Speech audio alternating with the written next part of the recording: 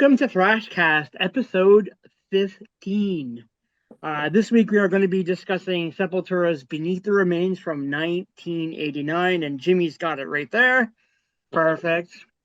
So we'll also be discussing the album. We're going to talk about, in addition to this, a top 10 of classic album thrash art. So that should be a pretty good topic tonight. It'll also promise to be a very visual podcast, so I hope everyone's looking forward to that, because I know I am. I love talking about art, so this is great, especially when it comes to thrash. So it's going to be good. But before we start, I wanted to usher in my partners in crime tonight. So both Jim and Billy, how you both doing, guys? All good. Surviving the heat there. You're both on the East Coast. It's Actually, it's not bad here. It's only like 20 here. Really? No, it's warm here. We hit about almost 30 today, but wow. Tomorrow is going to be the big day. Tomorrow's 32, and then for the rest of the week till Saturday. Yeah, here in Toronto, it's in the 30s all week long. It's a face melter here. Yeah, we had like big sweaters and pants on today. Really? Yeah, in St. John's, in St. John, New Brunswick. Wow, I wish it was like that here. Oh. It's brutal. It's brutal. All right, boys. Well, now that we know what the score is for the weather is, which is, as I said, a face melter, we'll start tonight. So before we start, we'll just do a little bit of housekeeping about where you can find us. So you can find us at www.horrormetalsounds.com. You can find us also here where most people find us on YouTube at Horror Metal Sounds at keng.2864. And we do have an audio version of our podcast on Spotify. So you can three areas to find us. So I hope everyone's watching. And again, don't forget to like and subscribe. I know we keep forgetting to mention that every podcast, but yeah, we trying to get people to like and subscribe. The views are pretty good recently. So, we're trying to keep things rolling along as we go. So our first, as we always open our podcast with the news topics, tonight we'll start with Billy. Go ahead, sir. Yeah, so just one thing to note. So I guess you'd call them a band, Apocalyptica.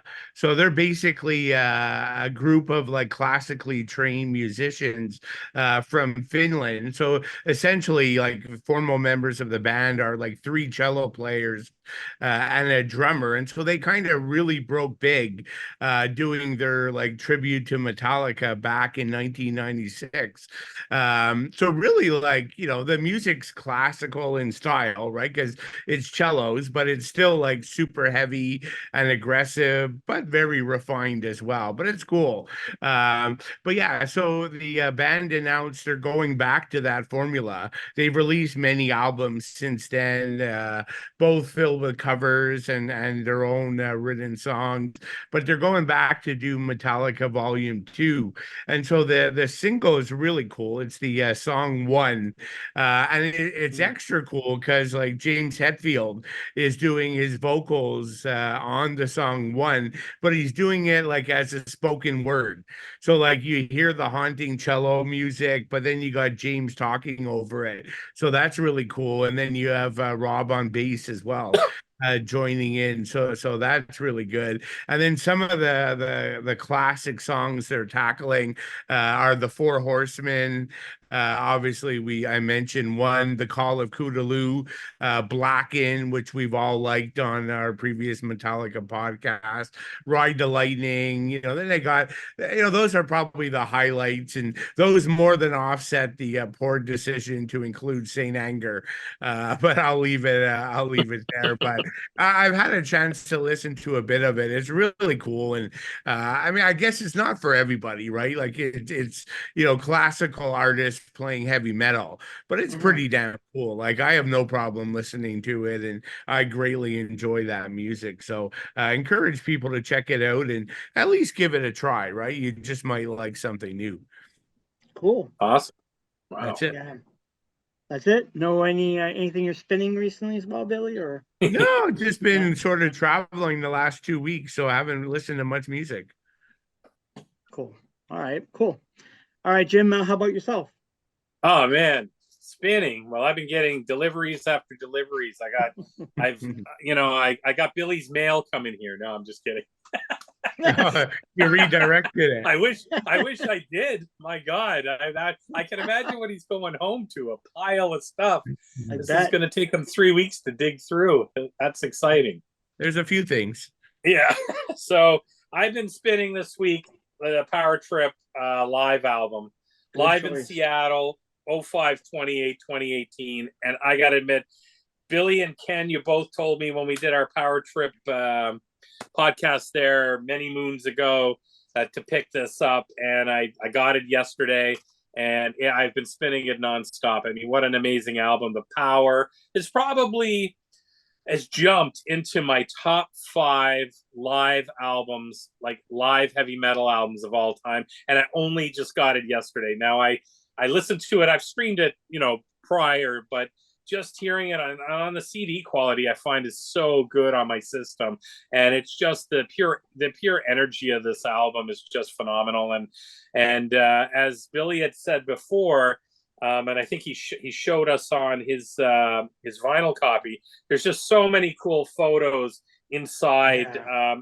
What's really neat about it, this is the CD version, so it's not as pronounced as the vinyl, but there's no liner notes. It's just, all it says is 05/28/2018, and then it just has a list of the songs on the back, and that's it. Everything inside the booklet is all just photos of the band, and it's just amazing. And wow, this would have been something to see.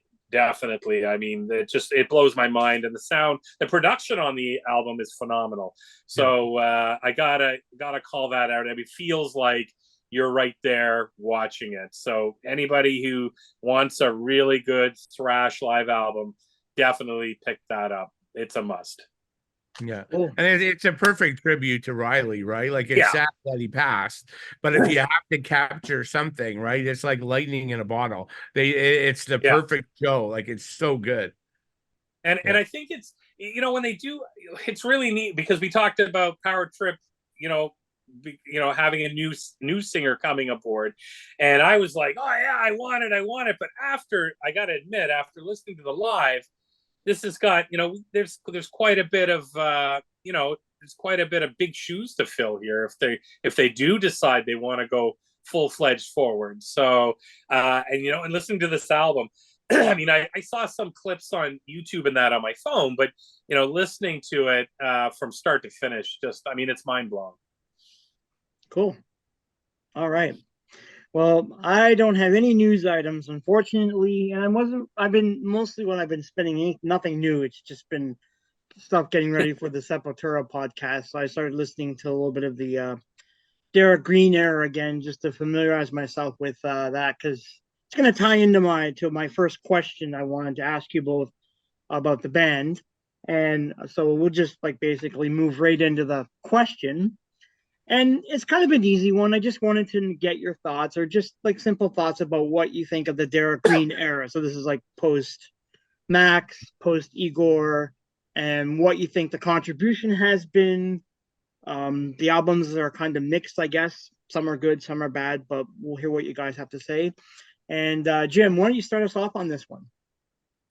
Yeah, I mean, when I posted about the podcast coming and showed a picture of the album we were doing, man, a lot of people, especially some of my good buddies down in South America, wrote, the true Sepultura. So there's definitely a lot of split there. And I believe the first album with Derek would be Against, I believe. Yes. Yeah.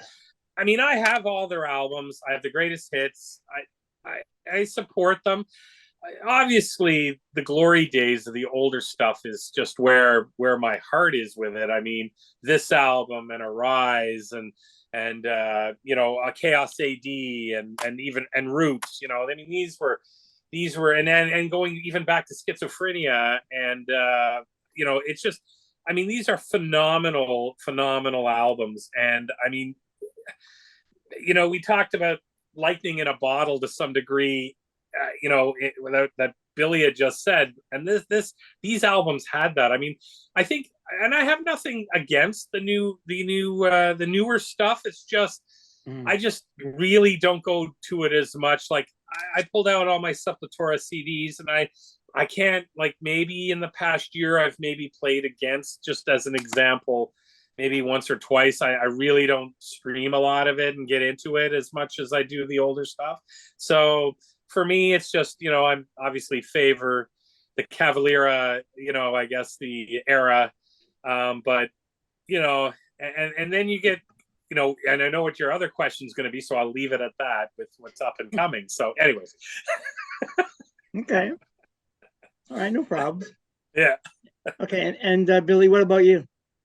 Yeah, cool. I just noticed out of the corner of my eye here on the TV, the Oilers are up 3-0. So that's pretty cool. Yes. If you're I a saw Canadian hockey fan. So sorry, Yes, off track, but yeah, no. So Derek Green. So if I'm going to be honest, I'm not a big fan of the Derek Green era.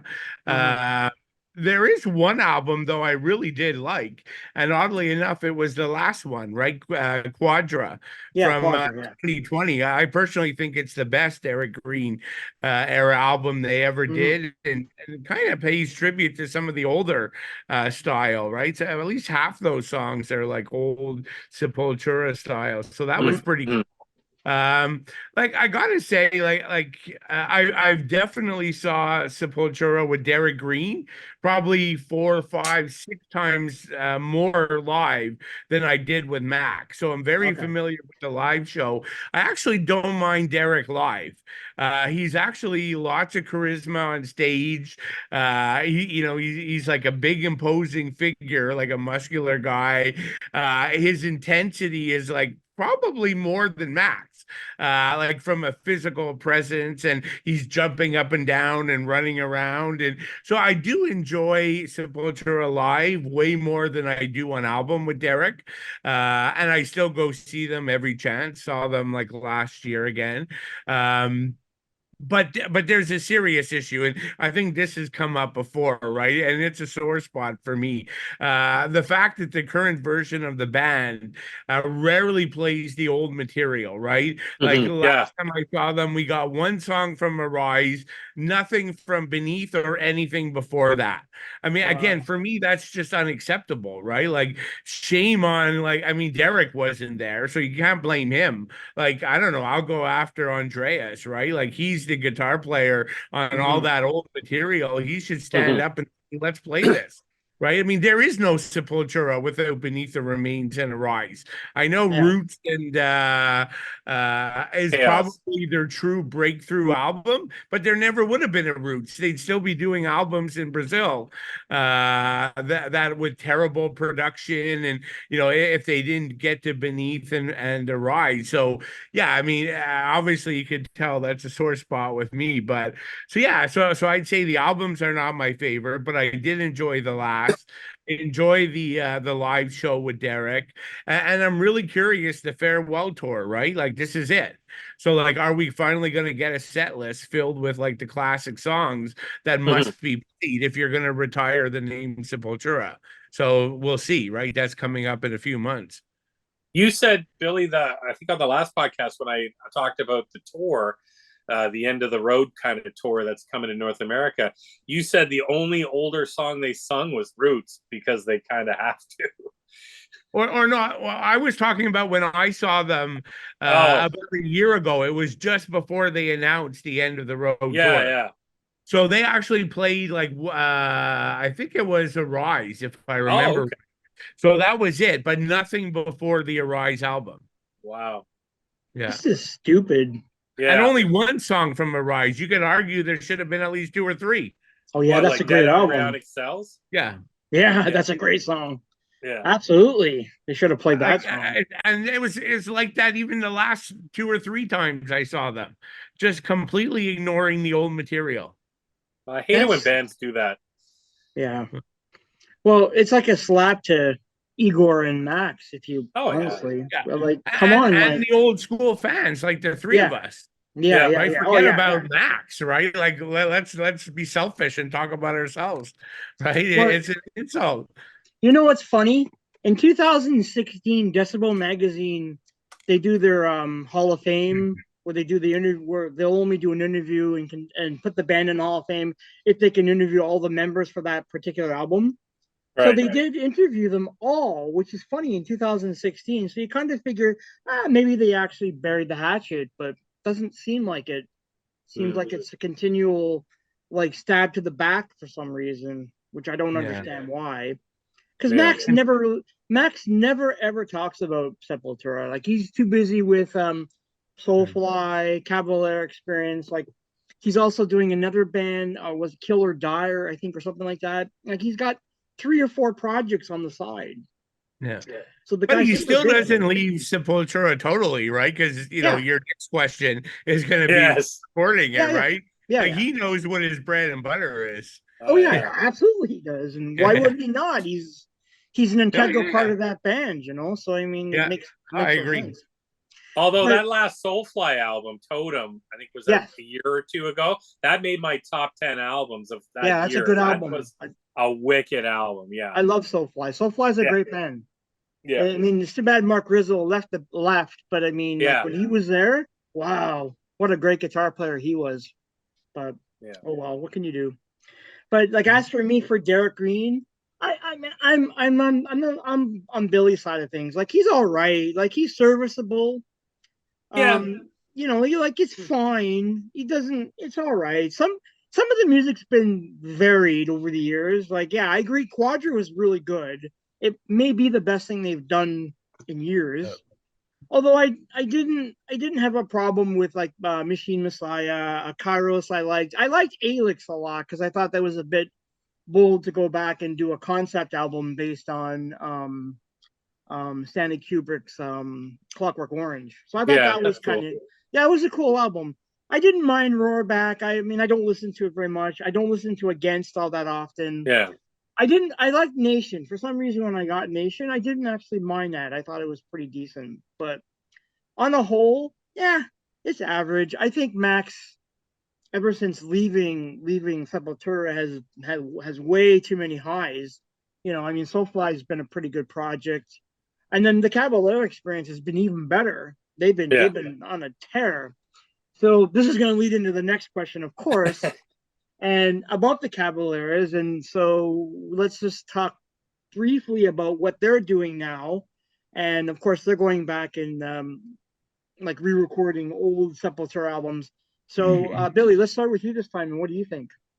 Yeah, no. So usually I completely hate when bands go back and re-record old stuff, right? Like there's a whole list I'm not going to get into of terrible decisions doing that. But I must say, right? So if we go back to Max and Igor, like re-recording Morbid Tales, the first album, and then at the same Morbid time. Vision. Morbid Visions, and Bestial, what is it, Devastation, the Bestial Devastation, last year was the first exception to the rule, right? Like they kept all the raw intensity, which is usually what the bands forget, right? They go and make it sound modern, but they kept that. But like my biggest issue with these old recordings is I don't go back to them because they sound terrible, right? Not musically, but production wise. So basically they redid them so that they kept all the original rawness and energy and stayed true, but they sound great to listen to, right? They were brilliant. I love them. And I haven't heard like Schizophrenia totally through, but I have to assume it'll be similar.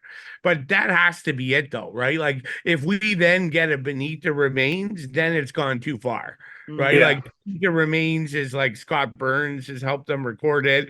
Like if they redo that one, then it becomes a cash grab. I won't understand it because the original sounds great, right? Schizophrenia is still pretty raw and rough, so I get redoing that one, but that has to be it. Like if they keep going, then I'll have a problem with that. Yeah, I don't think they're going to keep going. I can't see them. Because then you're right. It didn't like it's about integrity, and I get the point why they would do it because they are raw. They were starting out in life, kind of thing. So I mean, why not go and re-record them? But what's cool though is they keep the raw intensity of both releases, which is great. So they don't try and make it cute or like really kind of make the sound fuller or make any changes, which is why I like it so much. So Jim, what do you think about it? You've heard you've actually heard the recent one they've done. Oh man, it is like this is gonna be, man, and I hate, like, just like you guys, I don't like bands going back and redoing albums, and especially, like, yeah, I agree, but I think there's a hint to it, and that is when you have like, for instance, Schizophrenia, you've got the logo is done like the old Sepultura logo. So then when you have you have Beneath, you've got the newer Sepultura logo. So I think maybe that's a hint to the fact that these were a lot more muddier albums, and even though I really like Schizophrenia, and I'm a muddy guy. I love like the Misfits old recordings when they sounded like they were done and I love like the Death albums that Chuck released over, they released the Death Camp release all the live albums that sound like they're just, people are like, oh man, I don't know how you can listen to that, but it's just awesome. You got to put yourself in that mindset of the time. Like some of these recordings are from 1986 or whatever. And then the same thing with Schizophrenia and Sepultura with the first three albums that they're doing, the two that they've done, and then this one that I think releases this Friday. I think it's great. I think it's sometimes a little bit sacrilegious to screw around with the album art, but man, they pulled off one hell of an update. The new album art just brings it into the now, and I love the fact that the Sepultura logo is going to say Cavalera, and they dropped the conspiracy over these albums. So even though it is still the Cavalera Conspiracy, they're kind of working under the two monikers of that and Cavalera. So I think it's just cool, and the sound. Every track on the album just is an updated version, but it's not changed. So like you guys, like you were saying, Ken, that they haven't changed lyrics, they haven't changed any sort of the musical end of it, just really brought it into the now, and the production on it's absolutely fantastic. So what I think this is a great thing for is the new fans, well, us old guys that love this stuff, can't get enough of it, and like bring it into the now. I mean, I have my original CDs. I can go back and listen to it. You can stream the originals if you want, and then you can have the choice of listening to it. So, like, and I'm going to be, through Horror Metal Sounds, doing a review of the new album, and the redo of the album, and but I've been listening to both. Like, I've been listening to my CD, and then I go and check out the song, and it's like night and day, and it's just so awesome. But I agree with what you guys are saying. Do not touch Beneath the Remains. It's a legendary album.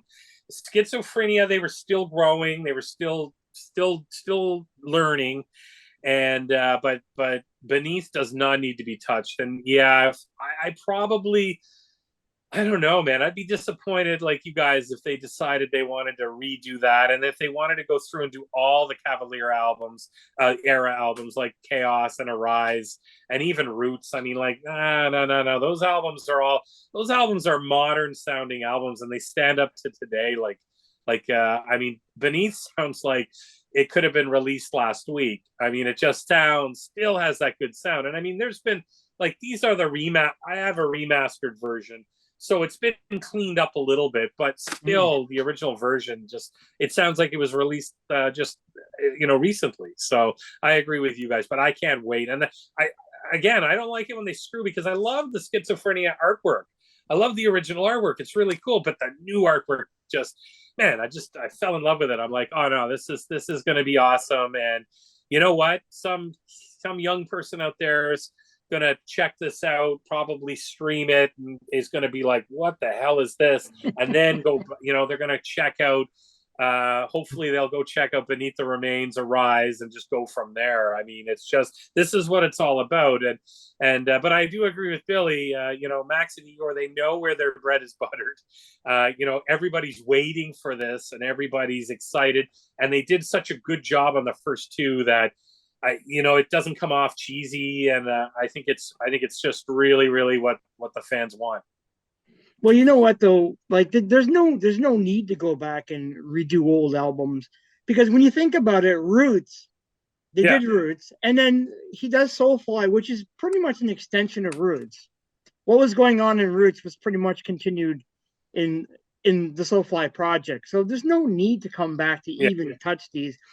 And to do that, like if you did a Rise, I would be so pissed because it's one of my favorite albums. And it's also it would be an insult to Andreas. I mean, it would just be a total insult to him because you can't have those albums without Andreas.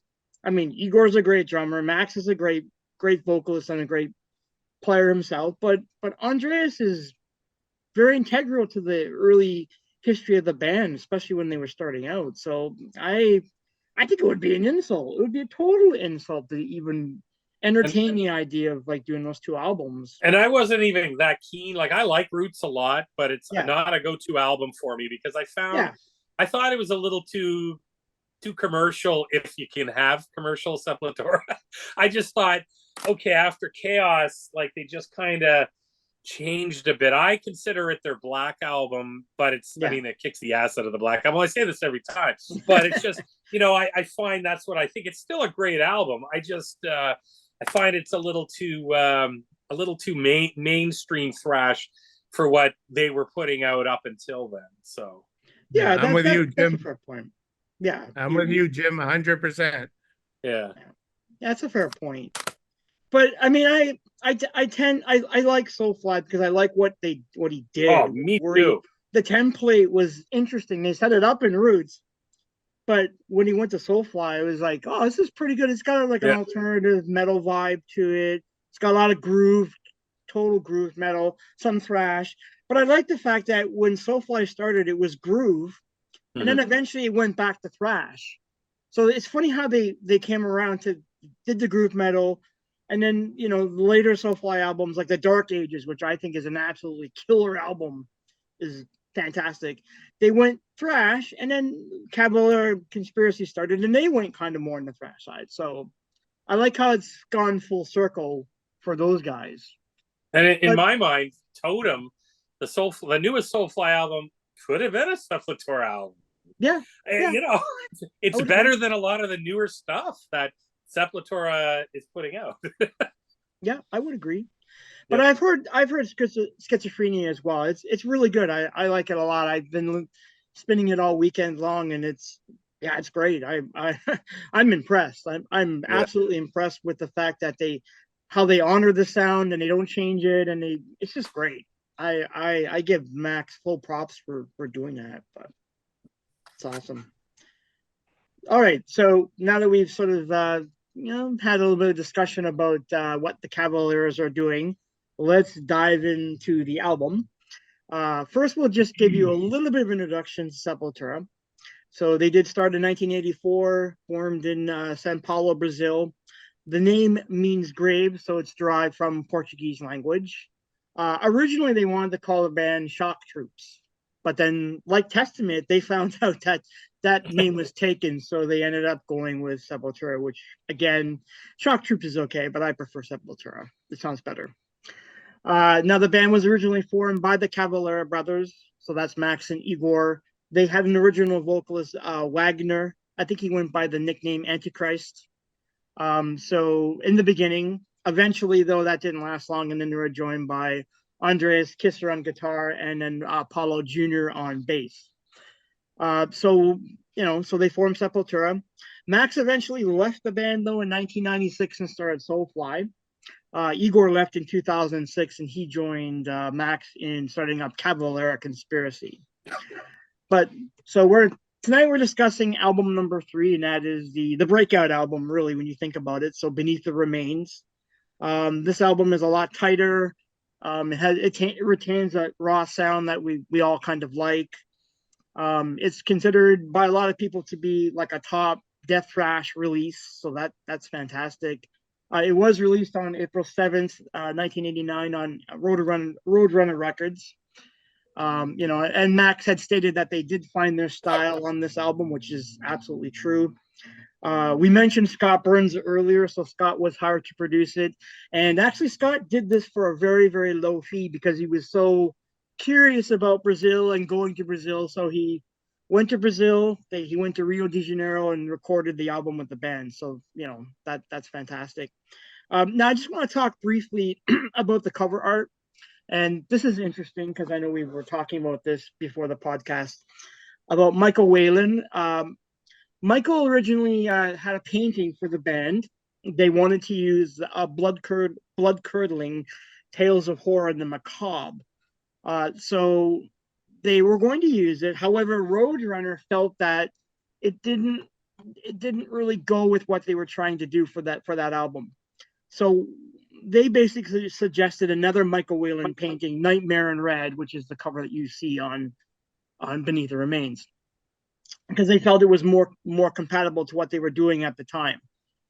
So what they were, I know Igor was really pissed about this because they were really dead set on that, and Igor actually got a tattoo of a part of the album cover on his arm. So that kind of really, like, it was, I could see how that would, you pull a rug underneath from somebody and they were really pissed about it.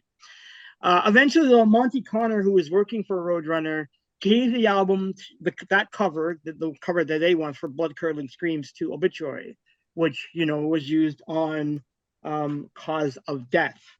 Which I had it right here for a second. What did I do with it?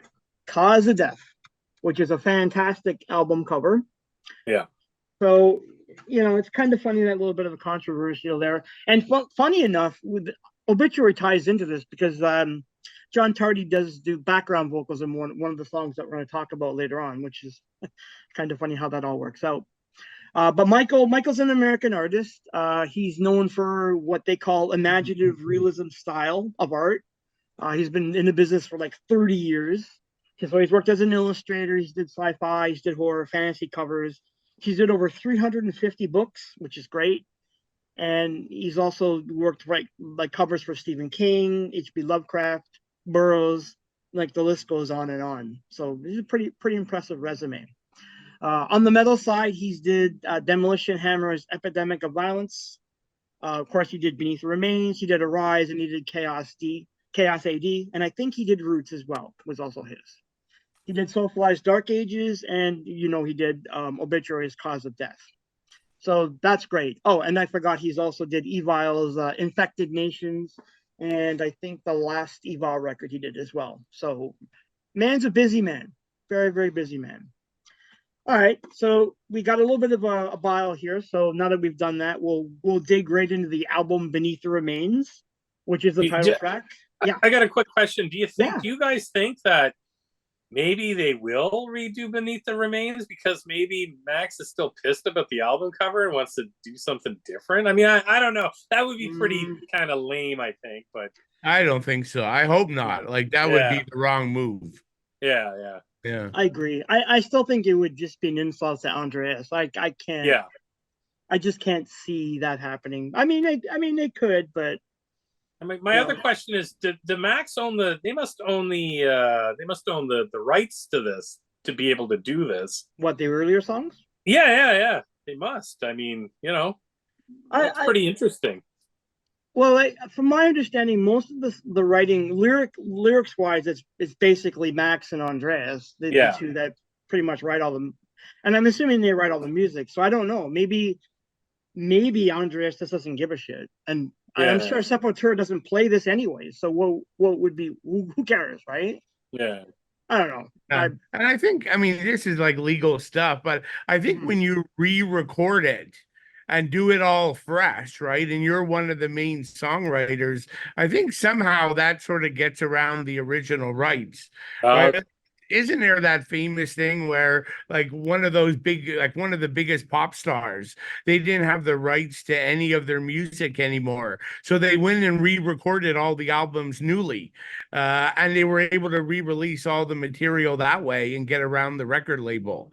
So I think there's something to do with the re-recording it that allows you to get away with it. But I'm not an expert. But something like that kind of seems plausible, really, but you're right. I think it was Taylor Swift, actually, who was able to get around all the old record labels by re-recording every single album again.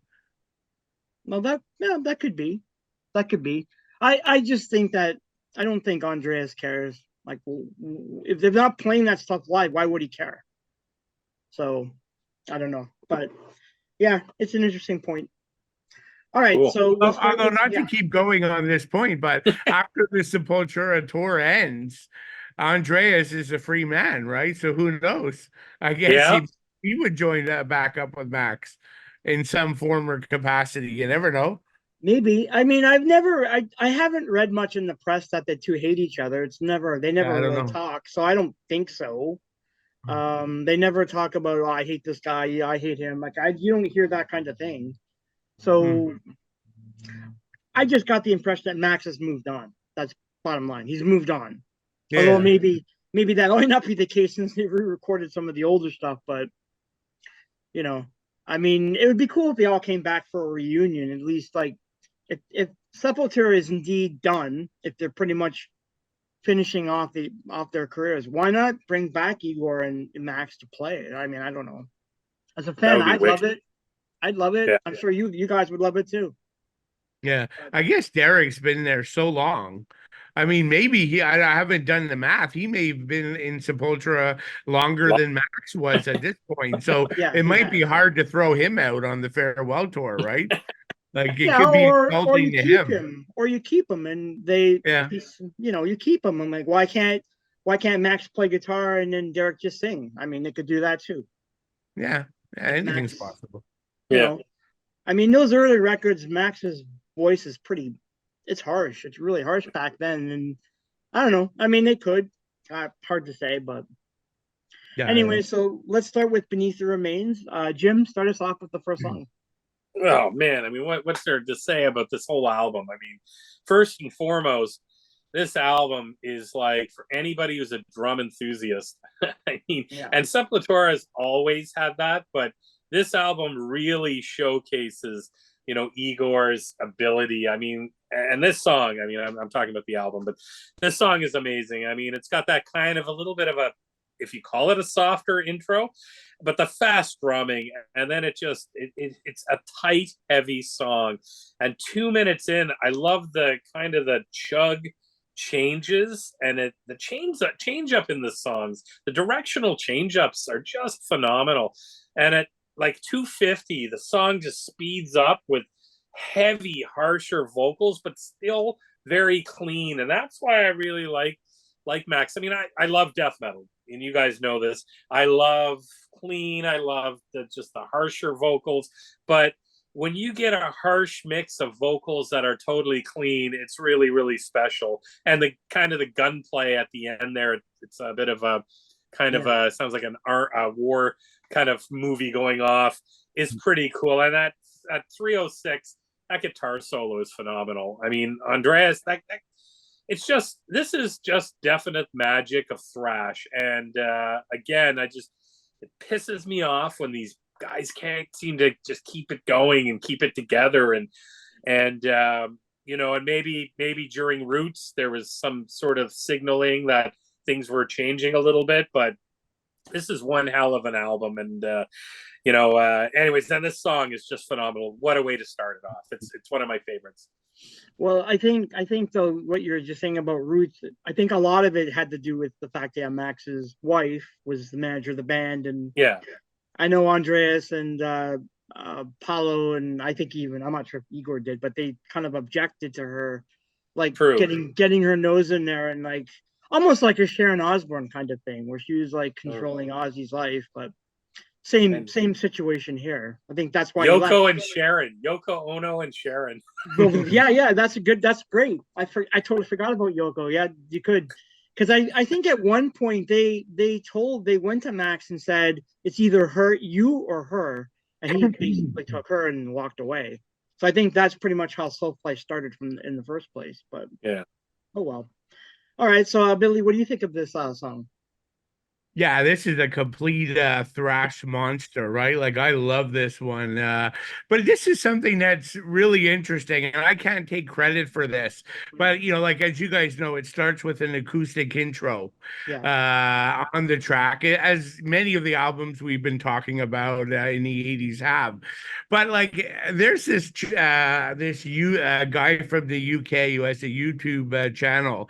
His name's Metal Mickey. I really like him. He's a Okay. brutally honest guy. He's one of the OG like YouTube vinyl metal guys. But like I remember watching his video years ago, and it's 100% spot on. And after I say it, you guys, it'll click or go back and listen. So that intro, that acoustic intro, it Mhm. is identical to Ozzy and Lita Ford doing "If I Close My Eyes Forever." You know that ballad? Ah, Oh, yeah, It yeah, yeah. I is know that. Yeah. identical, and that Aussie song came Oh, out a year earlier. So interesting. after the podcast, go listen to the Aussie and Ford Well, version. will. Ever since Metal Mickey mentioned that, like I'm re-listening to it this week. It's an exact duplicate. It's crazy. Really?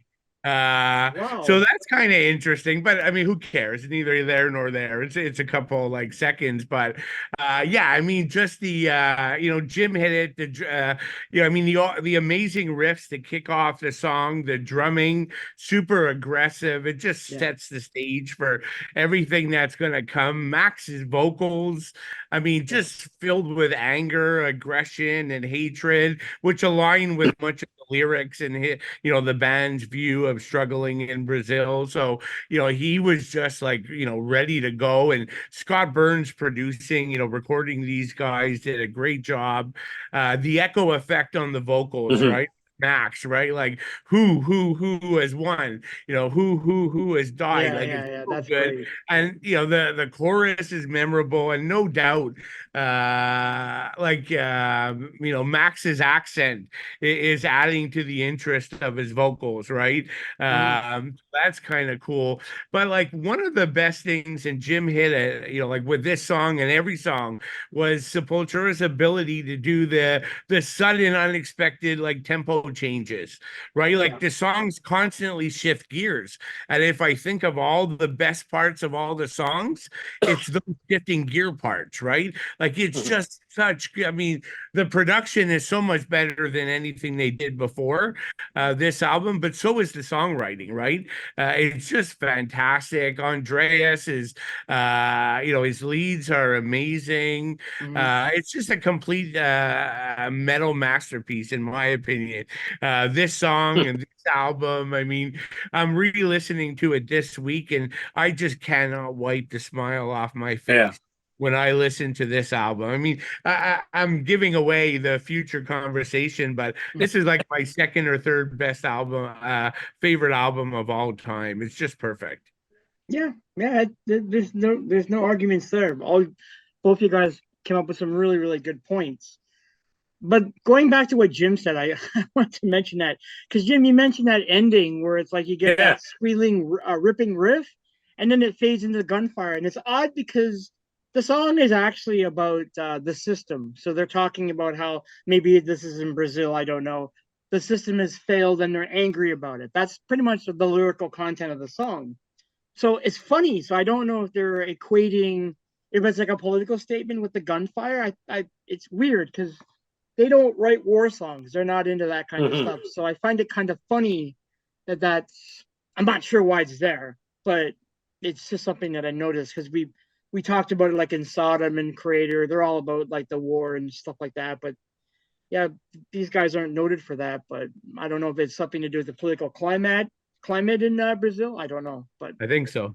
yeah, maybe you're right. Yeah, yeah. I thought it was interesting. I just thought it was the correlation that I saw. But yeah, I agree with you. I agree with you, Billy. This is like an incredible song. Like it's the raw energy, the fast pace, the breakdowns and the changes. There's so much of that in the song. It never stops. But then the whole album is like this. All the Yep. songs are like that. Every song is like will shift within like the blink of an eye.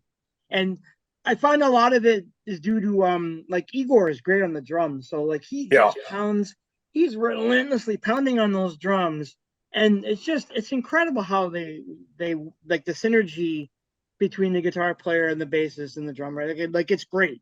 It's a really good opening song. I totally love this song. All right, so we'll go to track number 2, and that's Inner Self. And Billy, let's hear what you think about it. Yeah, well, no surprise given my earlier comments. I love this track. I mean, this was, I mean, the single and the video and the hit. And I think this is where many people learned of the band. I mean, they were big in Brazil, but this is the album that broke them internationally. I mean, people knew Schizophrenia, but more the diehard fans, right? So this video and this single did a good job. But yeah, I mean, just again, everything you said, Ken, all the changes are back in here. This one's slightly different than the first, more of a mid-pace, like chugging guitar, but it's just like perfect, like moshing material, right? Like it's, you know, like I remember as a young kid, like I got to see them twice on this tour, and I was in the mosh pit, right? And this is the type of like song that I loved. And you know, Ken, you mentioned. Or it was Jim, but on this track, Igor's like double bass drumming, right? Oh, It just it's amazing. completely fills out the bottom end of this song. And again, good job, Scott, for picking this up. And we never really hear Paulo's bass. A couple of songs he has a solo or two, but we know the bass is there because that's helping with the drum to drive that bottom end. So that's really cool. And really interesting is that like the 2.5 minute mark, you get this sudden like atmospheric section that, you know, at first feels out of place when you hear the song, but then like it totally sets up the when the pace picks up and the thrash attack that comes next, right? Like the shifting pace and oh, it's so good. Another super catchy chorus. Andreas' damn solo is so good. Just another lesson in like songwriting excellence. I love it. Yeah, I think you're mentioning at like the 220 mark when they get that kind of twangy guitar, and then you get the quick overlay of like Max's like kind of spoken words. yeah. I think that was a really kind of neat part of the song for me. I was like, oh, that's interesting. Like you're getting like a kind of a little bit of spoken word, but I thought that was kind of interesting. And then as you mentioned, the pace goes like really frantic right after that, and it's Yeah. like whoa, and it doesn't really let up. What do you think, Jim?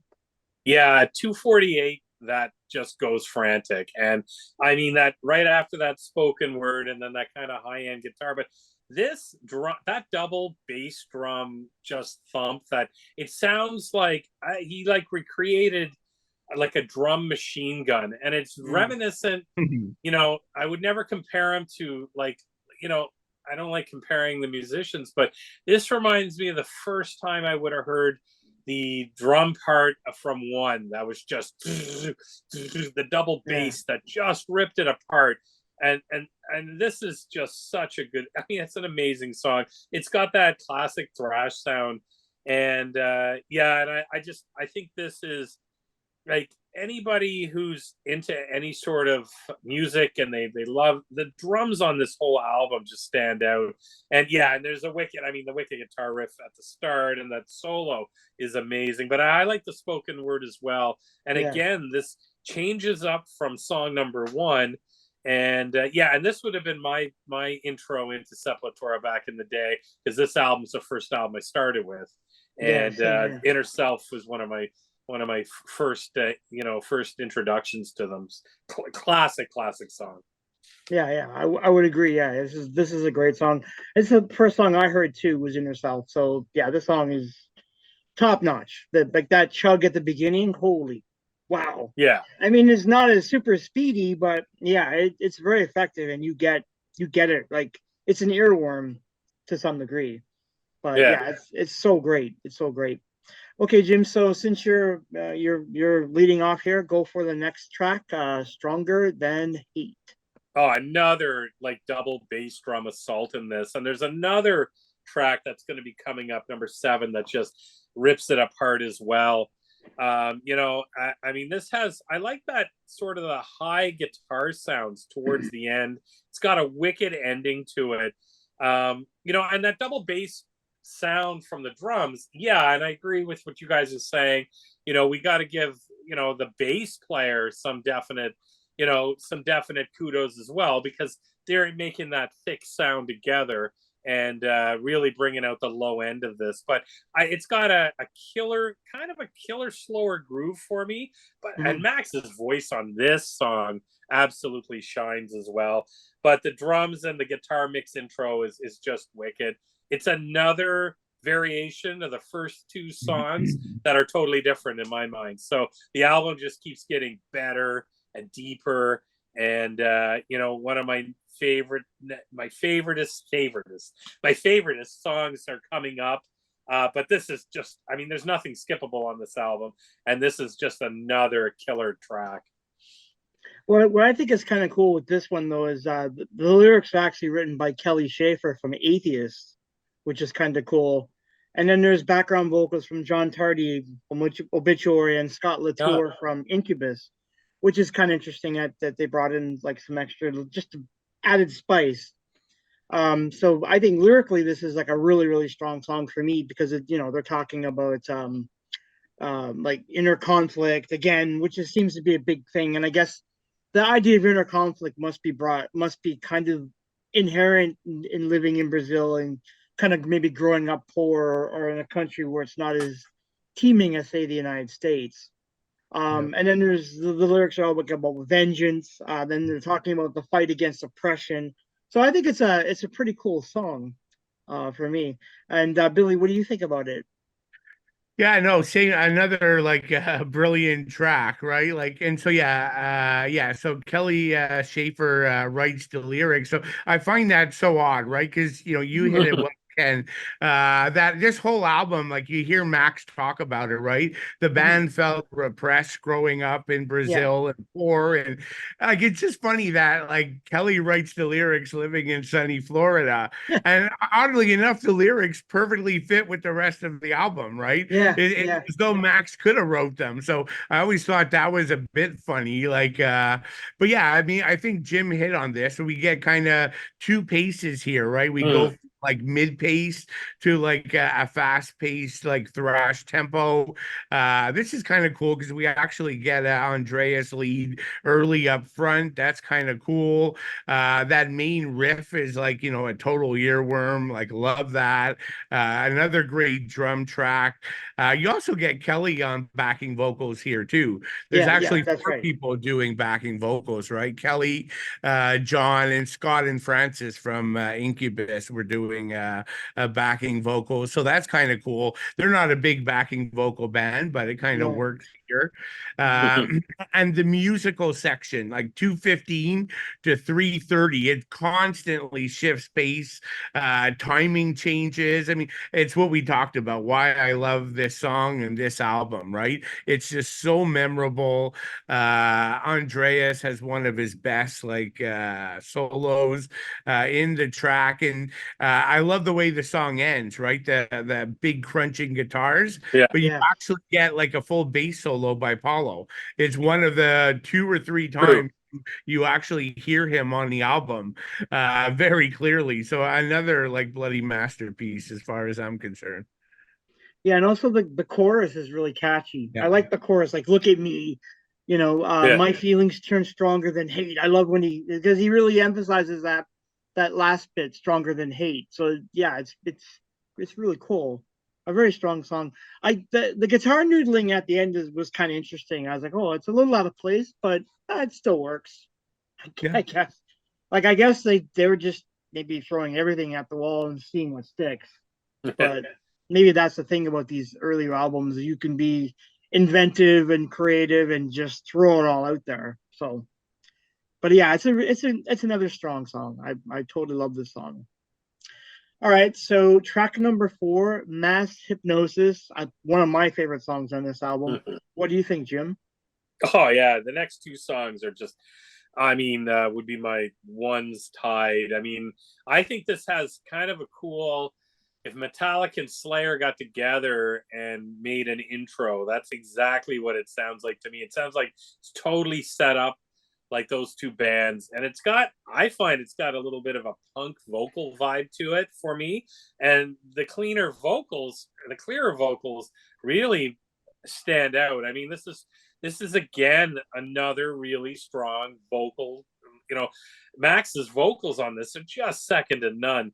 But I mean, the pounding drums and the guitars are just amazing on. I mean, it's one of my favorite ones on there, and it's just I think it's for lengthwise, it's one of the slower. Now there's one slower. I mean, there's a couple from the 4.5 minute mark, but like a lot of the songs are. But it's just an amazing, and it flicks into the next song, which sets it up. But no, this is another old school sounding, but so oh man, like this. If this was released today, it gives you goosebumps when you listen to a song like this. It's so good. Yeah, for sure. What do you think, Billy? Yeah, no, another great song. I mean, they're all great songs, right? Like, I probably wouldn't put it as my top like 3, 4, or 5, but that doesn't say a whole lot because everything is great. But yeah, I find this one's got a bit of an epic feel. Like it takes you on a bit of a musical journey more so than the other tracks.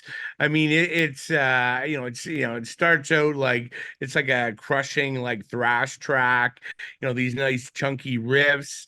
I mean, I'm not going to mention anyone in particular because everybody's in great form on this track, but like musically at 2:15, like it really gets interesting.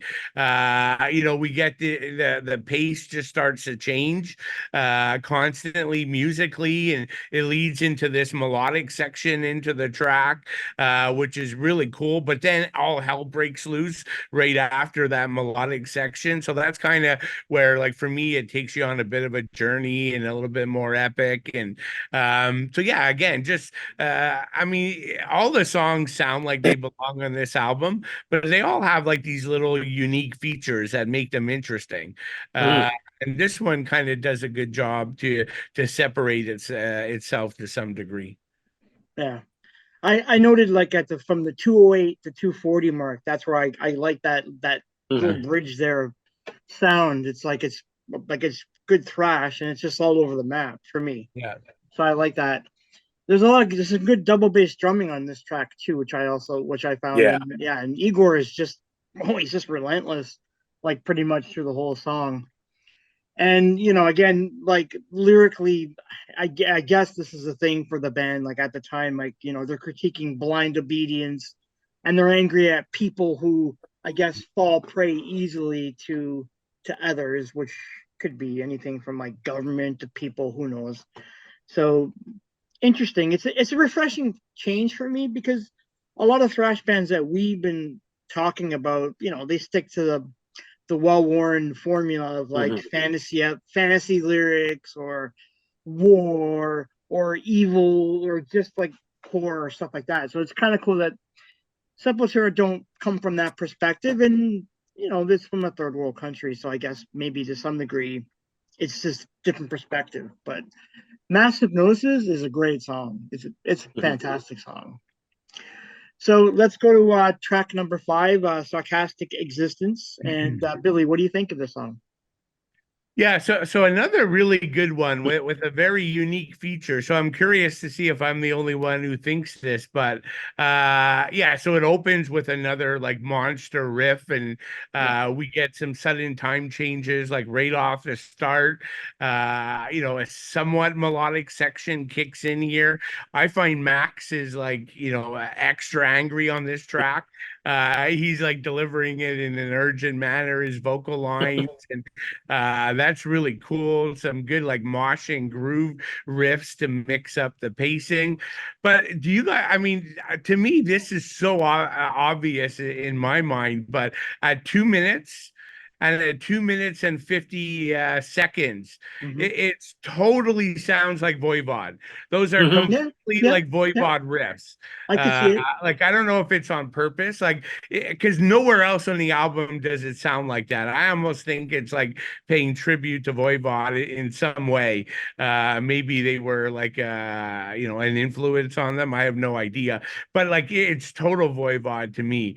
But yeah, here's another one one where you actually hear some bass lines. I mean, not hugely obvious, but if you're on headphones, you can actually hear them. So that's cool. The song could, has some good technical musical sections and riffs, so that's cool. And yeah, really nice Andreas solo. It's unlike anything he does on the album, right? Yeah. He's doing stuff with that guitar that's really Mhm. cool and crazy. It stands out for me. But yeah, and of course the drums really come through at the end, right? Like Igor is pounding away towards the end of the song. So yeah, another great one. Yeah, absolutely. Totally great. What do you think, Jim? Yeah, I mean, this is another one of my favorites, and I mean, I find it's like I can't. After this, I'm going to be listening to it again, but yeah, I can now. I'm listening to it in my mind. It does definitely have a Voivod groove to it. Like I don't know what it is. If it's that maybe a little bit side tune guitars, I'm not sure, but it definitely sounds like it. But I mean, again, to the drums on this sounds like another machine gun. Uh, and it's when the song speeds up, it's almost like with his with his vocals being with such authority and force, it's almost like a race. It's almost like all the musicians are racing, and I think that's great. It's a wicked track, and I like it. I mean, I still have another number one coming up. I mean, all the songs are awesome, but it's a great track, and it really feeds off of the track right before it too. But again, you're how many tracks are we now? We're what 4 or 5 tracks in, and we haven't duplicated anything. Everything is just almost brand new to the ear, and that's with those time changes and the tone changes. I find that makes this album so special. Well, it's funny going back to the Voivod reference. I think that could be very true. And I say this because I know when the stuff that they were influenced by isn't really thrash. They were influenced by punk, industrial metal, and all that's going to come up on the next few albums. And you have to see that Voivod had a punky sound. They were kind of like, I don't know, punk thrash to some degree in the earlier records. So it's very much they could have heard it and go, yeah, we like that because they're kind of doing it here. There are some echoes of not so much on this album, but there are some punk echoes on here at times, more so on a rise over this. But so I think that could be a good point, Billy. You maybe what you're isolating there, that section very much could be like a tribute to Voivod. I could see that. I could very much see that. But this song is really good too. I like the sounds at the end. I like that kind of siren, that riff, which just sounds like a siren. It's weird. It's got a lot of odd little bits that they throw in there. Just like really contribute to making the song so kind of frantic. And I like it because the songs never remain the same. Each song, although the style is the same, but each song has its own unique like feel to it. So it works for me too. This is a really, really good song as well. Okay, so we'll slide into number 6, Slaves of Pain. I love the title of this song. What do you think, Jim? Oh yeah, another great one. And this one, I feel there's a couple songs. One I've already talked about. Plus, this one definitely has a punk vibe to it for me with the vocals. It's a heavy track. That wicked guitar intro.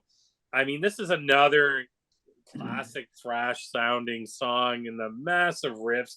But at 320, the song just speeds up right to the end. So I mean, it's another great track. And my favoriteest of all is coming up next, but this track sets it up, tees it up. Oh yeah.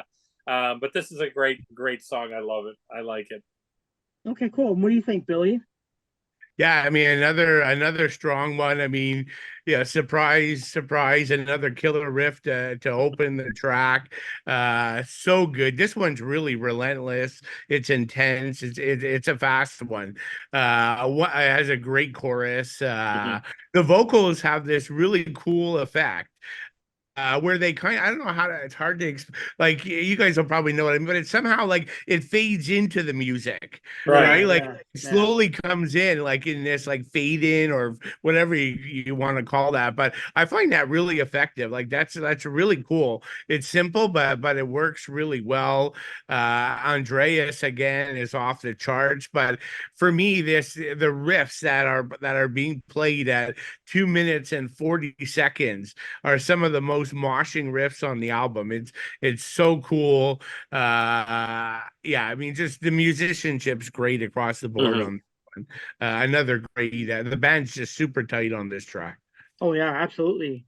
And I love the fact that it's all like existential lyrics, which is great. So they're talking about the human condition, grappling with your inner struggles. So I guess at this point they were really feeling it that way. But it's also a banger of a song because right out of the Yeah. gate, like you're getting that Yep. speed, you get that aggression, you get Igor with those drums, like it doesn't let up. And I love the refrain when it's like life ends, feeling death, slaves of pain. They really hammer that point home too, which I think is great. But yeah, Yep. this is another really, really good, like it's a banger of a song. I love the Yeah. song. And I love the title, Slaves of Pain. Yeah. Very, very cool. All right, so we'll go to track number 7, Lobotomy. And Billy, what do you think? Yeah, so this is like the worst song on the album. Hmm, okay. I'm always saying that because Jim said it was his favorite, but for me, this is actually one of my favorite songs on the album. To this day, I remember reading this review, like I don't know, it was Yep. probably a year after it came out, and Mhm. some clown actually said this song is pure filler. And What? like, yeah, like, yeah, I think it's the most irresponsible literature writing in the history of like album reviews, right? Like I don't get it. But anyways, so like this is interesting. I know I love this song because like I adopted Apple and the iPhone and everything in iTunes when it first came out. So my iTunes account, when I listen to music while I'm working or Mhm. wherever, outside of playing on my stereo at home, Mhm. this is my number one played song for the last like 20 years. Uh, Okay. and so that says something, right there. But for me, the whole thing, like all I'm gonna say is from about 2 minutes and 45 seconds Yeah. to just under 4 minutes Yeah. is the best musical passage in the history of music. Like the driving rhythms, the galloping riffs, the change of pace. Oh, Like just the best thing I've ever heard. I mean, that minute and a half, 2 minutes of musical section is my best heavy metal 2 minutes in the history of any song. Like I just love it. Yeah. I'll leave Well, it there. That's all I need to say. no, no, what you just said is what I wrote down in my notes because it's so addictive. Though that riff Yeah. there, that Like portion is, sometimes I just rewind and play those yeah. 2 minutes yeah, yeah, like yeah, 15 times in a row. It's so good. yeah. It's like a really good thrash breakdown, and Yeah. it gets so brilliant from 320 on. It's like those riffs Mhm. are just incredible, Yeah. and the chug. I love the chug in this song. This song has Yeah. some serious chug, and it's serious. Like it doesn't let up all the way through it. So good. And I love the ending. I like Max. He has that shout right at the end. I think that's kind of Oh, cool. brain killing brain. Brain Yeah, yeah. killing. He doesn't do a Yeah. lot of shouting on this album. Like he's not a shouter type, but I think it worked. It was like, oh, you great. It's not like what we had with Chuck Billy with all his roars and screams. But this one, Yeah. that screen there, it was perfect. I thought it Yeah. was picture Good. Yeah. perfect. Yeah. So Jim, what do you think? Oh man, you guys said it all. But this is, I think Igor is a massively underrated drummer. Like he Absolutely. never, when you see lists of top drummers, top 5, top 10, whatever, he's never on it. And No. this album, but this song is a bombastic drum track, and I just think that intro is wicked. The fast vocals. I mean, this is, you guys said it all, and it's got one of the best guitar solos that on this album. But this song is so different than all the other songs on it. It's like, I mean, all the songs are great, but this one just takes it that much higher, and that's what I love about this song. I think this song should have been a single released. Inner Self's great, don't get me wrong, but I think this would have really, and I'm shocked about that person who wrote that, because I read a couple. I thought you were going to bring up, because I read a couple who were like saying that this is, just like Billy said, one of their favorite thrash songs of all time. And I read 2 reviews of that, and I was like, oh man, that it, because I mean, obviously everybody's had so many years to digest it, but it is just that good of a song, and it's a level higher than everything else on the album. And I just love it. I mean, it's just amazing. And I like when you saw them in the old days there, Billy, did they play this live? Yeah, I mean, I wouldn't be surprised, but like, Yeah. I mean, I was like, 1989, 19, like, I can't even remember. Like, I mean, I remember this tour, and it was Obituary and Sadist, and nice. it was like, it just probably the best tour, right? Seeing them live is still ingrained, but I don't remember the set list though. Yeah, I know. But yeah, no, it's a great song. Oh yeah, this would be wicked live. I mean, this would be awesome live. And just to bring something up quick about the album, one of our friends there, Jimmy K from the Metal Voice, they're doing a top third album poll, and the first bracket, I got to everybody got to say, hey, what they wanted in there. This was my pick. This album was my pick to go in there as a top third album. It went, unfortunately, against Metallica, Master of Puppets, but it was in there with Manowar as well. So I was just glad it got in there, and I love the fact that they put an album like this in there, because this was such a massive album for it. So just to give a quick plug there, because that song Lobotomy is just as good as anything off of Master of Puppets in my mind.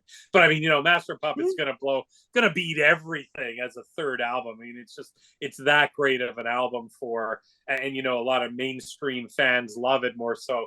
But just having having Beneath the Remains there was really, really cool, I thought. So just a side note. I mean, for what it's worth, I'd pick Beneath over Master. I voted without even thinking about it. I voted for Beneath. Yeah. Well, everybody has their picks. I wouldn't, but that's fine. No, I like this album. Don't get me wrong. The album is great, but it's just not. It doesn't resonate with me the same way as it does you guys.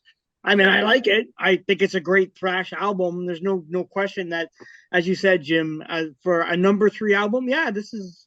Yeah, you can't get anything better than this. But what can you do?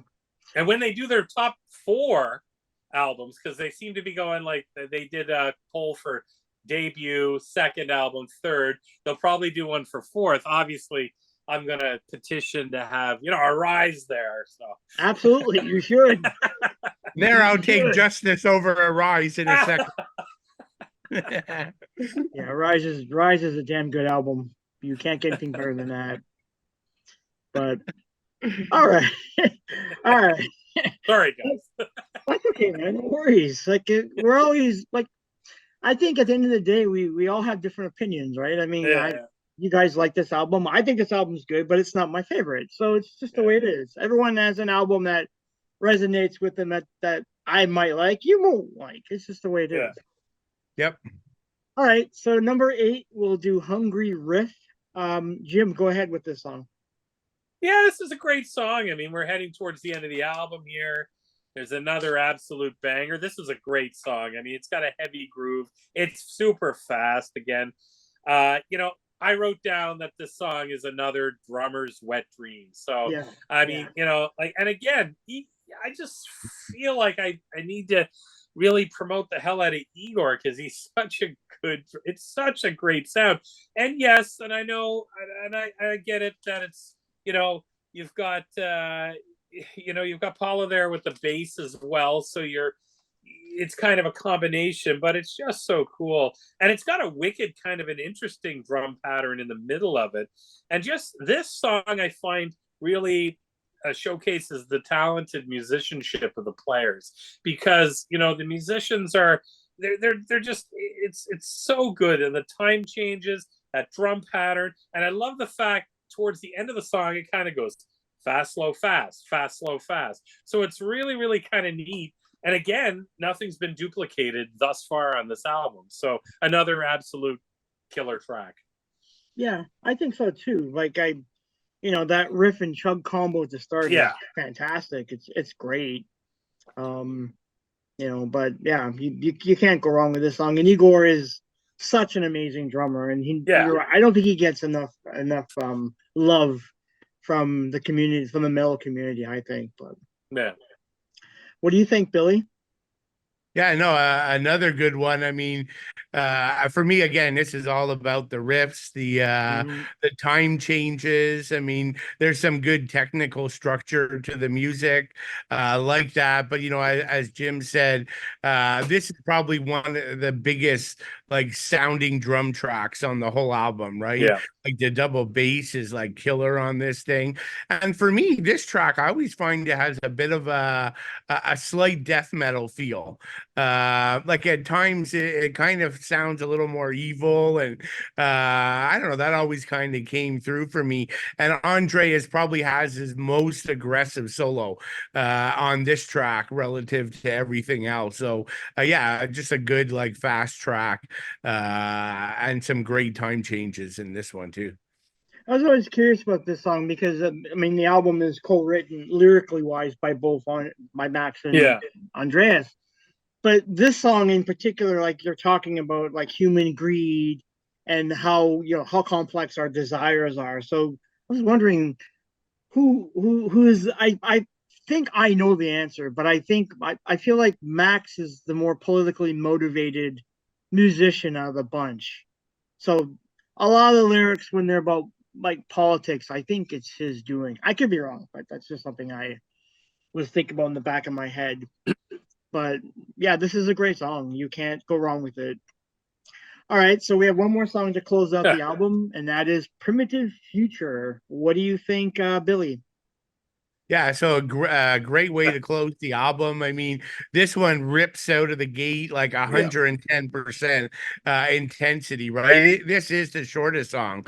It's only like barely over 3 minutes. So there's no time to waste, and they don't waste any time on this, right? Just a blistering speed. This again has that big bottom end sound in the production. Just love it. The big rhythm section, driving the pace, the riffs, and like it only slows very slightly and in a very small way just to allow Andreas to do his solo, but then it immediately like takes off again.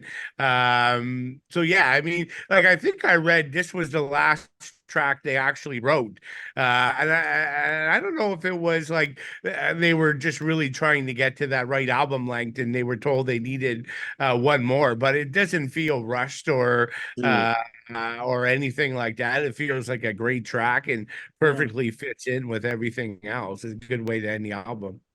Yeah. Oh yeah, for sure. And Jim? Oh yeah, like the last few albums that we've talked about on our podcast, the endings have been really, and this is no change. This could be track 1, it could be track 9. This is just amazing, and I find the vocals are just spot on this. Yeah. Just over 3 minutes, the song just takes off. Again, it's an explosive drum and guitar, just kind of plays off of each other, and I love the cool guitar solo in it. It's wicked. But again, just a great way to end off the album. And I kind of shocked to hear that this would be the last song that they wrote for it, because it feels like it's, you're at the end of the album, but it feels as fresh as when you started. And I think that's a testament to the fact that every one of these songs are its own thing. There's nothing, we go through albums from time to time and it's like, yeah, this one's would be in my lower half, or this one sounds, kind of mid album, that the album got a little bit stale, but not in this case. And this is just as fresh as when we started with the first song. Love it. Yeah. And I think I also like the ending, because the vocals are harsh, but he shouts like Primitive Future right at the end of the song and it stops. I was like, oh, that's actually pretty cool. Like it's really immediate, and it just boom, the song ends. It's like, oh, no more? That's it? We're not getting anything else here? Damn. But yeah, this is a really good song too. Like there's a hard chug. Igor is great. Like everyone contributes here, and everyone's really so like just they're just hitting it, and it's insane. For the shortest song, it does pack a big punch. Yeah. At least I think it does. All right, so that's the end of our album discussion. I'm sure we all looking at like well, you guys are both probably giving it a 10. I'm sure. I don't doubt that from either of you. I would give it a 10 as well. I do like the album. So this is going to kind of segue into this little other bonus question that I know we were discussing previously before we started recording, and that is talking about Arise. Now, for me, my position is that Arise, I just have a preference for Arise over Beneath. That's just my personal preference.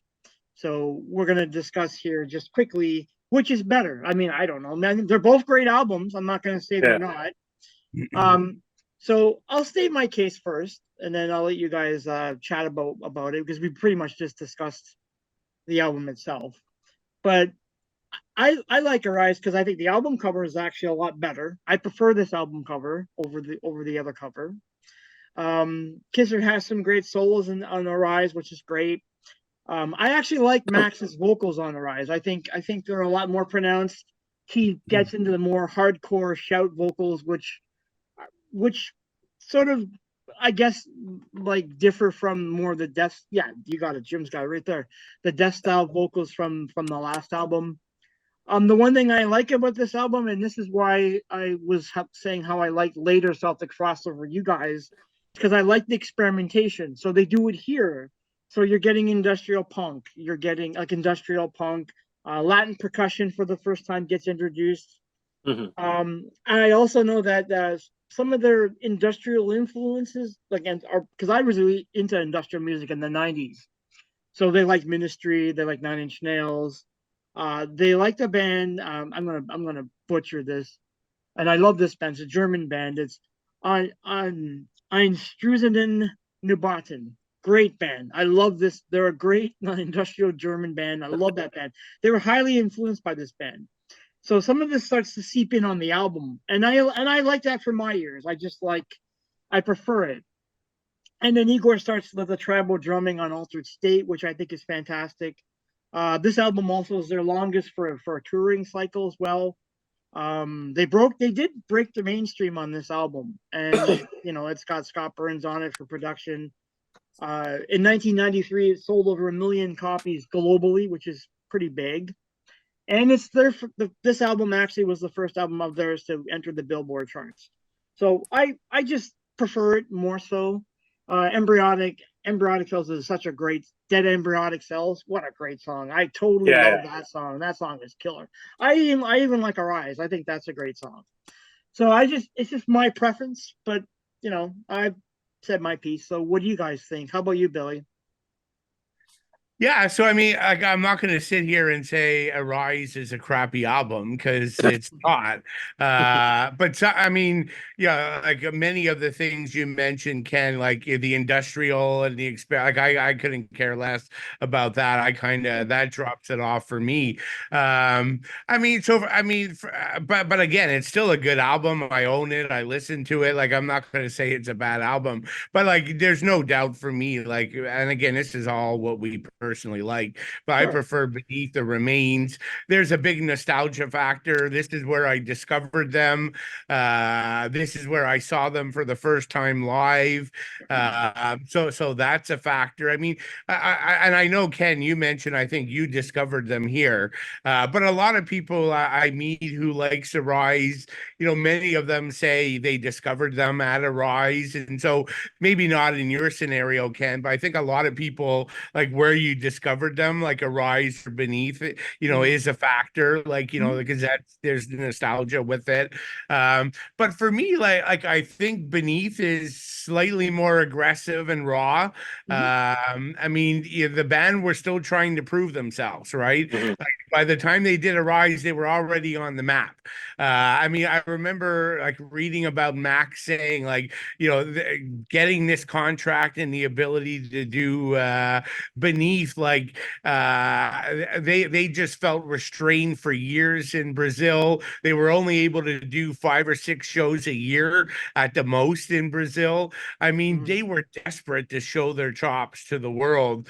I mean, like they were like a coiled spring going into this album, right? Like getting the freedom and having Scott Burns, help record them, and like it's a magic that they'll never recreate on Arise or any future album. So that stands out with me. Like, to give credit to Arise, the production's even better. It was on Beneath. The songwriting did progress, as you said, Ken. And introduce more elements. So that's all kind of cool. But like when I look at Arise, I personally feel I would give the first half of the album a 10, and I'd give the second half of the album a 6 or a 7. I think there's this massive fall off in the second half on the Rise. And again, that's just my personal view. So it loses a piece of the raw energy. I don't like Max's vocals as much. And I don't think, although there is more mature and experimental songwriting, I don't think it's as consistently strong. But that's just my view. Sure, fair enough. All right, Jim, state your case. Yeah, no, I love this album. I mean, it's a great album. I would go with, it's actually my third out of their catalog. My second would probably be Chaos. I find it's a little bit more death metal. So it seemed like, for me, you have Beneath, which I absolutely love. And that's the first album I got into. So I remember Inner Self being played, and I remember getting into it and picking it up. Obviously picked up Arise as soon as it came out. Love it. Like Dead Embryonic Cells. I mean, these are hits that are just phenomenal. Altered State's a great song.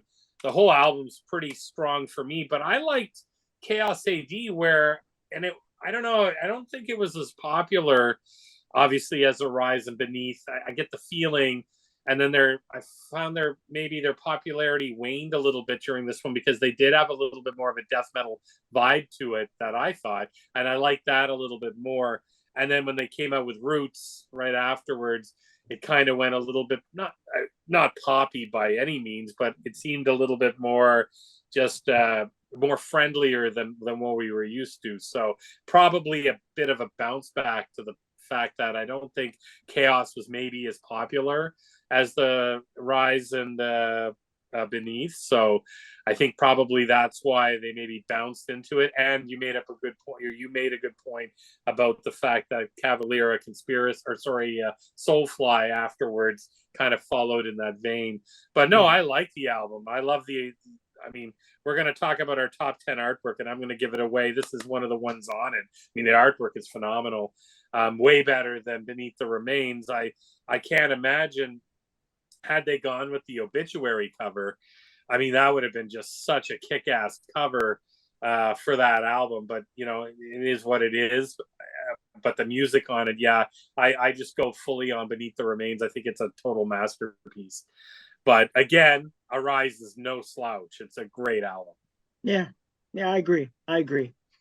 So, all right. So, Jim, as Jim mentioned, we're going to be discussing our top 10, all your favorite thrash metal art covers. So that should be interesting. Let's start with you, Jim. Let's hear your list.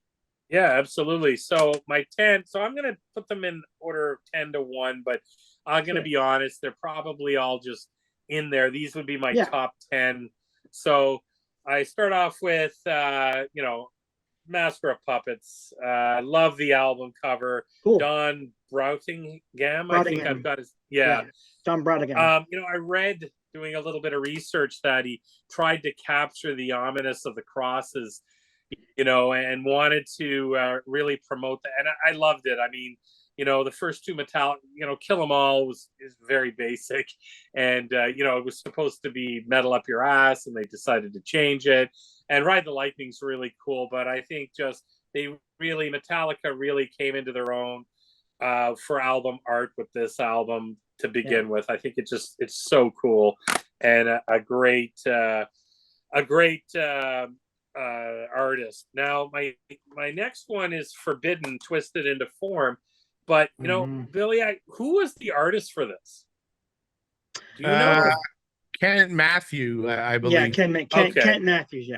Yeah. Okay, because I read that name, but I couldn't figure it out, and he was involved with I guess the remaster and stuff of the art as well. So, but I mean, I remember seeing this for the first time, and it absolutely blew my mind.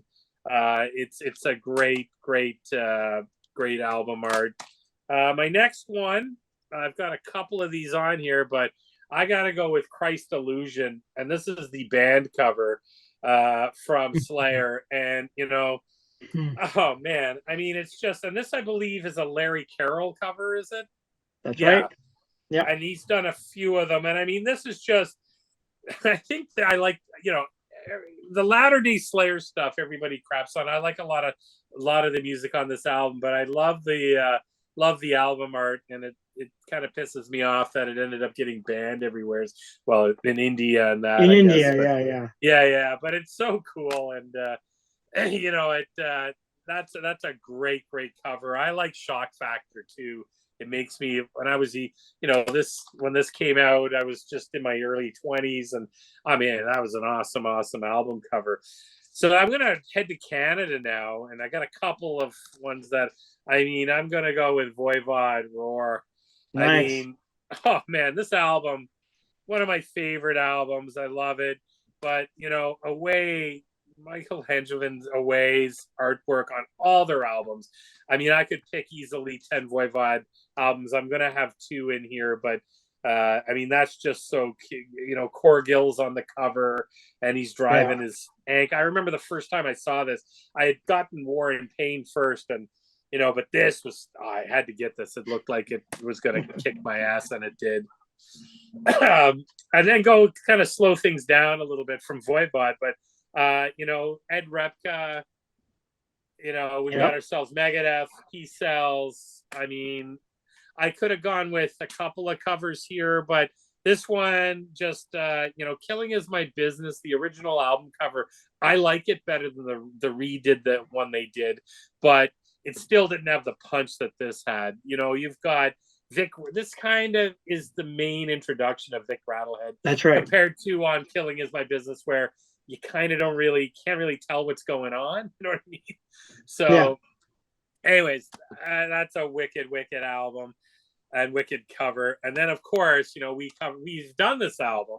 So, you know, Celtic Frost, to Megatheron, H.H. Geiger. I mean, this is everything. I mean, I could pull out, what do I got here? I got Still Left Over. I got Into the Pandemonium. So I could put that one up there too.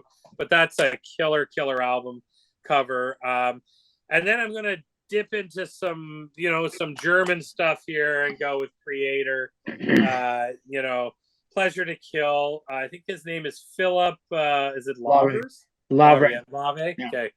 Wicked cover. I mean, I remember when I first saw this, that's what got me to buy the album. I mean, that's just phenomenal. We're gonna zip back to where are we at here? Voivod, Killing Technology. Yep, great album right after Roar, right before Dimension Hat Frost. You know, each album for Voivod production got a lot better, and but I love the artwork here. I have it on a shirt. And I love this album cover. It's one of my favorites. I mean, again, I could pick all of Voivod. My next one is another Larry Carroll Slayer cover. And I got to go with Rain and Blood. Yeah, Rain and Blood. I mean, this is like to piss off every parent. You know, that's what you have to do. And I mean, that's a wicked album cover. But my number one is Arise. I love this album cover. You know, Michael Whelan, is it Whalen? Whalen, yeah. Whalen. Yeah. Wow. I mean, the cover is so cool. I can't figure out, it's obviously got some sort of crustacean to it. I've seen crab legs and it's just such a cool, you know, it's just awesome. Picture this thing in a horror movie coming up from the lake or the ocean. It's pretty cool. So I got to give it, but I got just a couple of quick um, ones that I'll talk about here that I'll throw in. I lost the one I had. What did I do? Jimmy, come on. You're live here. Oh, well, obviously, I really like the Testament Brotherhood. Well, yeah, that's cool. That's a cool one. I mean, snakes are cool. So, and of course, I got to go with South of Heaven. Of course, that could easily be in there instead of even Rain and Blood. But they're all just such great covers. Cool. So all right. That's what I got. Cool. Awesome. All right, Billy, I know you're on vacation, so we dug up albums that we could find to show off as your age. But Okay. Go for it. Usually this is my section. I'm the only one showing props. And then when it really matters, doing album artwork, I don't have my stuff. So I'm sure I'm going to miss a couple. I've kind of done this a bit off of my head or doing some Google searches for best album covers because it would be easier if I can look at my collection. But sure. But yeah, so just 10 in no particular order. Pleasure to Kill. So Jim already sort of mentioned that. I mean, for me, it's such an iconic cover. Totally represents the music that's played on the album, and so it just really made a big impression on me when I was a youngster, and that's where I discovered the band. So that's a big one. Number two for me, if I had to rank these. This would be my number one, and I don't think we have a prop for this one. I did show it a while back. Pong Delta Dances of Death. Yes. I think to me, that's an artist by, and Ken, you can maybe correct me. I think it's Joachim Lutke, if I'm pronouncing it right. He's you got it. Artist who's done Rage and even Creator, Arch Enemy, to just name a few. But I just think the artwork is so stunning, right? It's so like raw and violent and aggressive. But then you have like the skeleton playing the violin over the dead bodies. But that's so true of what the music is, because the music it's a technical thrash album, but very sophisticated, and they're actually playing classical music, famous like classical music pieces from the 1800s. So it just really stands out for me. Slayer's South of Heaven. I mean, it could have been South of Heaven or it could have been Rain and Blood. Jim already showed that one. And I love the Slayer logo in the upper left. It kind of it just all works for me. Number 4, another one Jim already showed, Twisted into Form. I love that. I also love the debut from Forbidden. Is a cool album cover, but I think this one's a little bit better. But just love that green, like evil face and the twisted bodies kind of going around him. It's kind of cool. One, I don't know if you're gonna have it, Ken, but I love this one. Testament, Practice What You Preach. I have it, but just not in front of me. But okay, no worries. Jim's got it. Oh, he's got it. Yeah, okay. I actually thought maybe you'd have that in your top 10, Ken, but I guess not.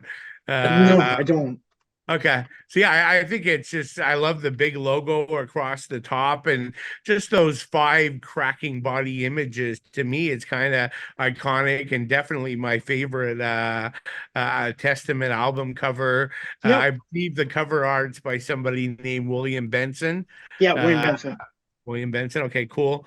Then going over to Sodom, like I knew Sodom would be on my list, so it was a matter of what to go with. I mean, I kind of figured it would be something with their mascot, the soldier in his black uniform and the helmet and mask. But when I looked at everything, I think I have to go with M16, which is sort of very much this album is very much about the Vietnam War, so it has kind of that feel, but to the extreme. I mean, it's some kind of creature-like figure who's holding like a dead skeleton, like body type.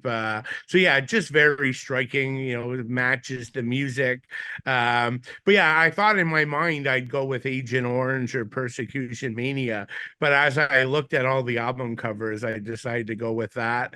And album covers, I always loved the band Tankard, Yeah. band we haven't covered yet. So I could have chose many. Many of them are very funny as well. I went with Chemical Invasion.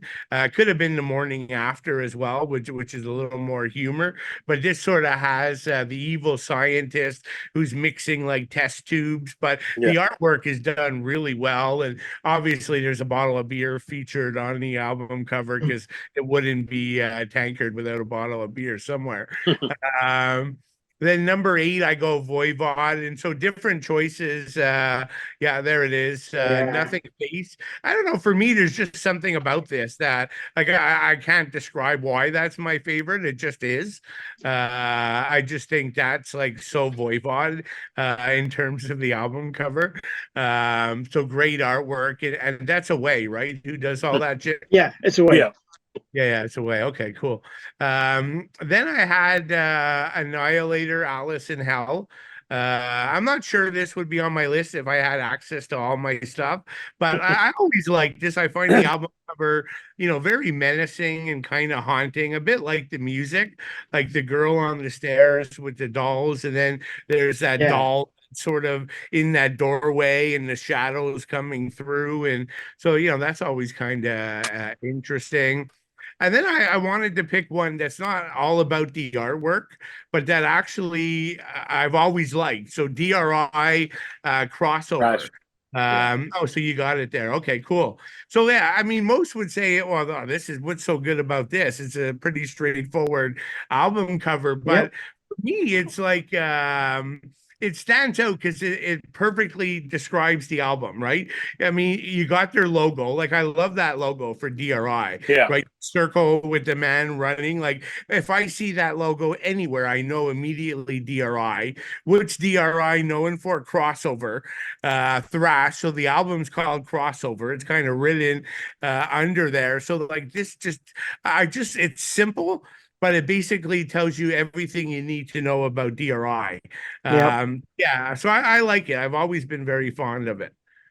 Yeah. Yeah. It's airbrushed too, which is why I like it a lot. Yeah. It's what? Sorry, Ken? It's airbrushed. The artist did. Is it? It's air. Oh, he did it in airbrush, so with an airbrush because it's got that nice sheen all the way around it. Oh, I see what you're saying. Yeah. Okay, I'm talking about the technique, like the airbrushing technique. Okay. So it's pretty solid. So I agree. I see why you picked it. Cool. All right. So I'll give you my list. Again, it's in no particular order. But I decided to pick artists that I'm fairly familiar with and who are well known in other fields and did music as well. So we're going to start off with Machine Head from 1994. This is Burn My Eyes. Nice. That's a good one. I love this cover is by Dave McKean. And Dave, this is more like, it's not like illustrative, it's more done by actual graphic design. But the album though itself is very important, and this is a classic album for Machine Head starting out. And not only that, but Dave McKean as an artist worked in comics, so he's worked on Sandman, he's worked on all kinds of stuff. He's did covers for all kinds of bands. So I figured I'd be one to show off. Now I'm gonna go with Voivod. I do have a Voivod album on here. I love Away, he's a great artist. Yeah. But I decided to go with Dimension Hatras, which I think is a very evil cover. There's just something about this, like it just screams evil. I totally love this. Yeah, it's a great cover. Fantastic. I love this cover. And then I'm gonna go with Anthrax. So I'm gonna go with an earlier album, which is a cover that I do like. And this is cool. Spreading the Disease. Now this is done in airbrush. So the artist did it with an airbrush. So I love the sheen all the way around it. It's done by Dave Heffernan. who I don't think did a lot of artwork in metal bands, but yeah, I love this cover. I think it's so great, and like the cover just says "spreading the disease." Yeah, this is definitely it. I love this cover. Cool. Yeah, I almost picked that one actually. Yeah, it's a Yeah. great cover. It's Yeah. one of my favorites.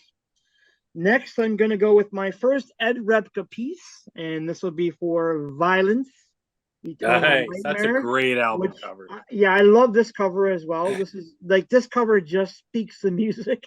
It and I like this cover because it's just so like insane, like the mouth, the gaping Yeah. mouth. It's just insane, and it's Ed Repka, and you know it's a great piece. I totally love this piece. I didn't know that was a Repka cover. It doesn't look like his No. usual work though. It's one of his earlier works, but yeah, Yeah. yeah, it's a replica cover. He's Yeah, I had no idea. Okay. yeah, it's great. And of course, I'm picking a Rise. Obviously, I have to pick a Rise because Yeah. you know, Michael Whelan, and I think that this cover for me very much suits the album. Like Jim, you were mentioning what the crustaceans on the cover. When I look at this album cover, I think of dead embryonic cells. I think Yes. that song just like screams this cover. Yep. It's such a great cover. I love it. It's so surreal. It's weird. I think it's fantastic. Love that. You know, it kind of reminds me of the song from Metallica, "The Thing That Should Not Be." Like, Yeah, it yeah, looks that like too. a Yeah, thing that should not be. Yeah. absolutely. I can see that being in there. It's got sort of a Lovecraftian bent to it. So that for Yeah. sure.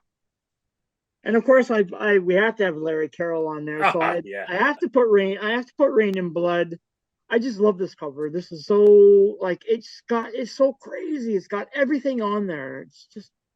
It's crazy. I love this cover.